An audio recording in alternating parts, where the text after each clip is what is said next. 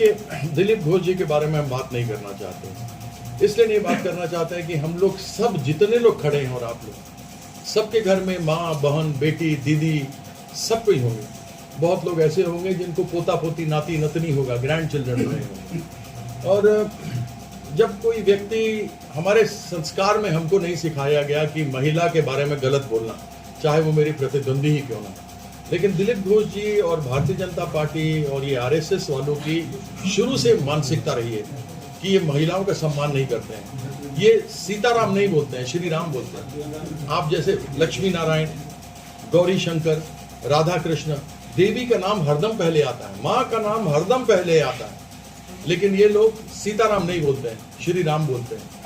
ये दिलीप घोष आपके आए हैं, ये कलयुग के महिषासुर हैं, अवतार लिए हैं जो सतयुग में दुर्गा माँ जिनका संहार की थी।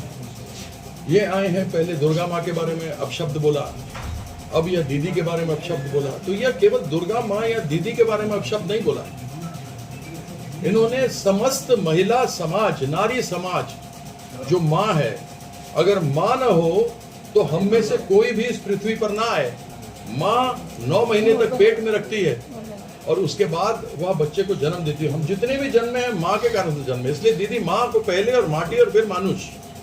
और वह आदमी उस माँ के बारे में इस प्रकार से बोलता है, वह उचित नहीं है। इसलिए उसको हम टिप्पणी हमको नहीं करना। वो उसको भगा दिया है मिदनापुर से, वहां से भाग के आया बीजेपी के आपसी लड़ाई के कारण से, वहां से यहाँ लड़ करके भाग करके आया है। और जितनी भी हमारी महिला शक्ति है, कलयुग है, तो वैसे तो संहार त्रिशूल से नहीं कर पाएंगी, लेकिन जो ईवीएम मशीन है उसके ऊपर, जोड़ा फूल के ऊपर सब बटन दबा करके उसका वध करेंगी और ममता दीदी को जिताएंगे यहाँ से। क्रिकेट देखिए, दिलीप घोष जी के बारे में हम बात नहीं करना चाहते। इसलिए नहीं बात करना चाहते हैं कि हम लोग सब जितने लोग खड़े हैं और आप लोग सबके घर में माँ, बहन, बेटी, दीदी सब कोई होंगे।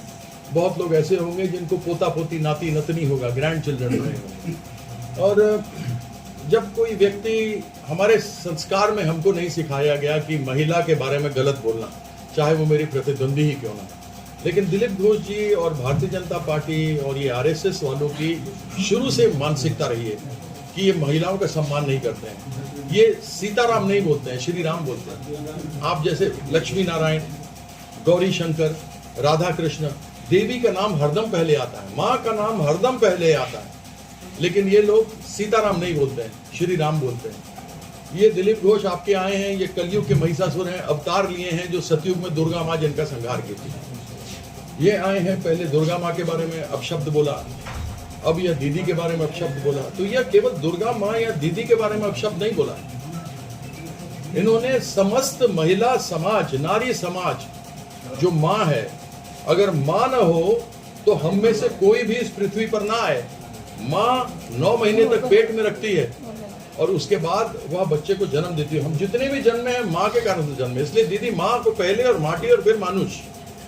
और वह आदमी उस माँ के बारे में इस प्रकार से बोलता है, वह उचित नहीं है। इसलिए उसको हम टिप्पणी हमको नहीं करना। वो उसको भगा दिया है मिदनापुर से, वहां से भाग के आया बीजेपी के आपसी लड़ाई के कारण से, वहां से यहाँ लड़ करके भाग करके आया है।